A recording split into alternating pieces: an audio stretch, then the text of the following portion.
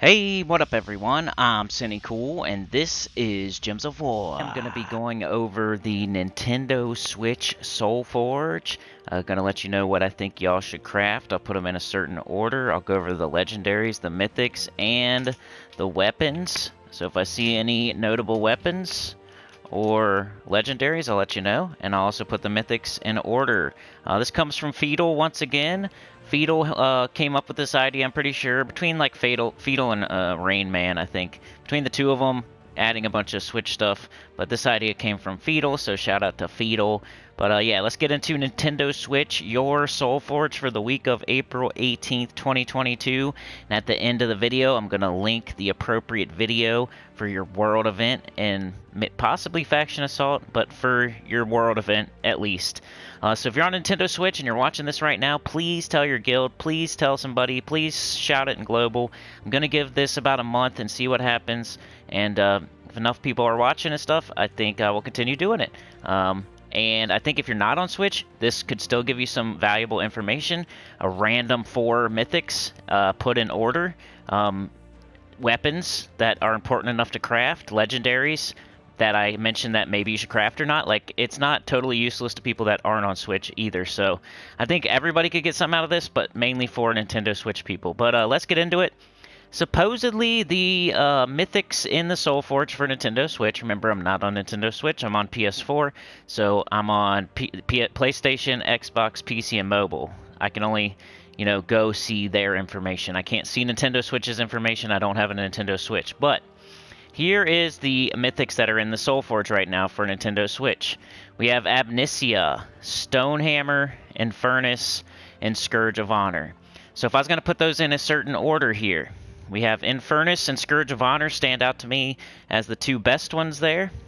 So let's talk about those first of all. And they're really close, I would say, these days. Infernus and Scourge of Honor. So what I would recommend, if you're a higher level person, I would go with Scourge of Honor. And if you're a lower level person, I would go with Infernus. Reason for that is Infernus, one of my favorite mythics, man. I think it was one of my first mythics I got back in the day. So he's really powerful if you're super early in the game or if you need to burn all enemies. But lately he's been kind of falling out of the top 10 for me. I don't know if he's a top 10 anymore. He's somewhere like in the top 20 for sure. But I think what I'm going to say for Nintendo Switch, if y'all, if you're late in the game, like past level 1000, you probably should go with Scourge of Honor. If you're early in the game, like 1000 and under, you probably should go with Infernus. But are they top 10s? It's very Infernus is close, but I don't think he is. So if you're very patient, you might just want to wait for another time. It's not a 100% you must craft it type of deal. It's a, hey, if you've been waiting and you've been saving and you can't wait any longer, like Infernus or Scourge of Honor is the way to go. Infernus is 24 red, yellow, purple, Broken Spire, Divine Elemental, deals splash damage to 2 random enemies and explodes 5 random gems, and he burns all enemies and summons a firestorm when an enemy dies. So he does a lot of stuff. He's pretty powerful early in the game. Used to be the best burner in the game, but if you have Zul'Goth, you're going to probably never use Infernus again. And there's other ways to burn now, so he is really powerful early, and later in the game you don't use him as much. That's basically the book on Infernus. Probably right around top 15, top 20. So not a must craft, but possibly the best one of the week, and possibly a top 20. Then we have Scourge of Honor, who, like I said, if you're a higher level person, he might be more valuable to you than Infernus. But if you're a lower level person, I'd probably go with Infernus. But 22 red, green, brown, Cinemirage, Daemon, Wildfolk. Deal true damage to all enemies. Gain 2 mana back for each cursed or diseased enemy, and you curse and disease a random enemy when matching 4 or more gems and explode a green gem at the start of battle. So what's the theme here? Good mythics do multiple things. True damage is always welcome. Then he also gains 2 mana back for each cursed or diseased enemy, and he can also curse and disease enemies. So, and even explodes a green gem at the start of battle. So Daemon Wildfolk, you can 50% start him with King Silenus, and if you have 2 of these, he's kind of cool if you do like a, I don't know, a weapon, explodey weapon, Scourge, King Salinas or something like that, he can do some pretty quick clearing on certain things. But once again, not a top 10, probably not a top 15, but maybe in the top 20, top 25. He's like a A-, B+, pretty decent. If you're very patient, I would skip this week. But if you've been waiting and waiting and waiting and you don't have any good mythics, then go Infernus. If you've been waiting and waiting and waiting and you have most of the top 10s, go Scourge of Honor. After that, we have Stonehammer and Amnesia. I don't like either one of those. Stonehammer, probably the next best, but way down. Like you have Infernus and Scourge of Honor at the top, and then a huge gap, then you have Stonehammer. He's like a super duper average mythic, maybe even below average. Maybe above average, but he's somewhere right in the middle. He's 22 blue, brown, yellow, Kaziel Divine Dwarf, stun and burn all enemies, create a mix of 22 red and brown gems, gain a life. He does have reduced damage from skulls by 80% and fortitude, but over on this channel, we don't care about defense. 99% of the stuff you're going to do is quickly clearing, quickly doing offense, not worrying about defense. So I've seen okay teams with this guy. But that's all it is, okay. So that's his book, too. He's just okay. He is very middle of the road, like the definition of like a C-tier mythic. So do not craft him, I would say. Then we have Amnesia. So Amnesia, one of the worst in the game, I would say. She didn't make my top 5 as far as worst mythics, but she's probably in the bottom. She's like a D or an F. You know, she's not even a C. 22 blue, purple, yellow, Blighted Lands Daemon, explode all gems of a chosen color, summon an Infernal King, but that's all she does, and it's a very expensive exploder that summons an Infernal King, which isn't even, like, crazy good. So, Infernal King is like a B- or a C+ legendary, right? Or whatever he is, and exploding all gems of a chosen color, yeah, but it takes, you got to get her up. You got to do 22 mana first. It's a Daemon. I don't think there's any way to start her. So you're probably going to use something else to get her up so she can do the same thing that thing just did. So she's pretty useless, I would say. So definitely don't craft her. But yeah, so for your Mythics, Infernus and Scourge of Honor, either way. But if you're really, really saving and trying to get the top 10 Mythics, it's a pass. I wouldn't blame you, though, because Infernus and Scourge of Honor are decent. They're B-A tier type of mythics. Alright, for the legendaries, y'all have Gorgatha, Shadow Dragon, Borealis, and Sylvanamora. We also have Gorgatha. I think Gorgatha is potentially a top 10 legendary.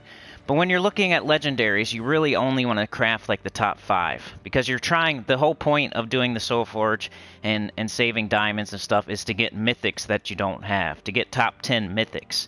And to get weapons that pop up every once in a while that you miss, like Rope Dart and stuff like that. But for legendaries, you really only want to grab like Yao Gui, Tesla, really, really good ones, like the top 3, the top 5.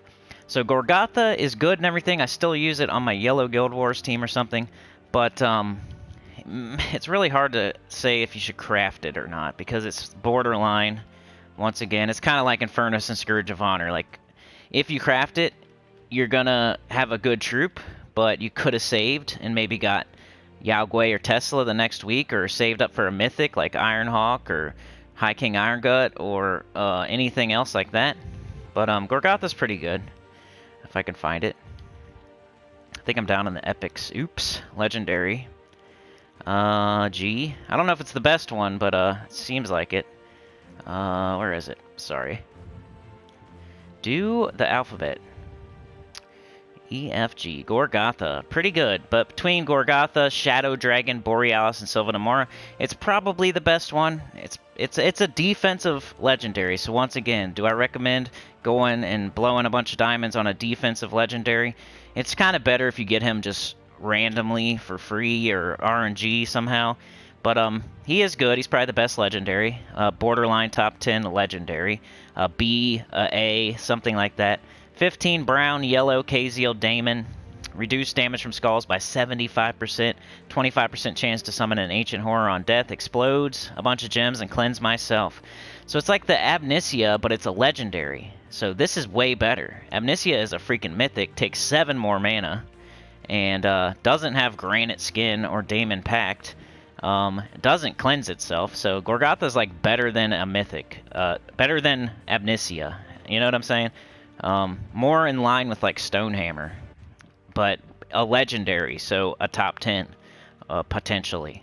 So really good Legendary if you're early in the game and you just happen to have those diamonds, and you know you don't have any good Legendaries yet, maybe.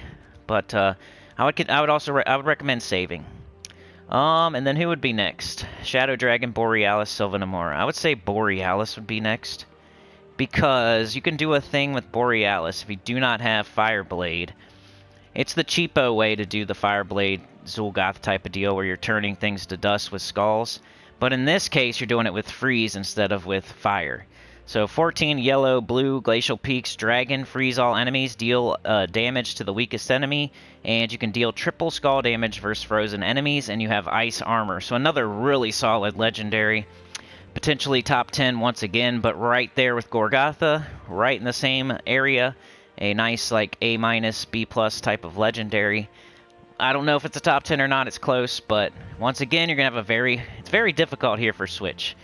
It's people that are really patient and want to save for top 5 Legendaries and top 10 Mythics, versus people who are impatient. They finally got those diamonds, and here comes a good A tier, A-, B+ Legendary or Mythic, and do you get them or not? Like, if you do, don't cry about it when there's Ironhawk or HKI or TWQ or, you know what I'm saying? But you just got to remember that you grabbed this one and you did not save. But it's pretty good. You can do triple skull damage versus frozen. You can create that by freezing them. So pretty good, pretty good. Top 10, A tier, B tier, B+, something like that. It's probably the second best this week. Very close to Gorgotha though. Same thing with like Infernus and Scourge of Honor. That's Gorgotha and Borealis. Shadow Dragon, Sylvanamora. I would say Sylvanamora's next because it can entangle. It's a dragon. It's also pretty good. You got all good Legendaries this week. But you know how it goes with Legendaries. You don't want to craft every single good Legendary. You want to get them other ways. You want to save up for Mythics and weapons instead. But 17 green, brown, Forest of Thorns, Dragon, explode a column, deal damage to all enemies, entangle the first enemy on 4 or 5 gym matches. So if you don't have any other way to entangle, it can save your butt sometimes in certain teams.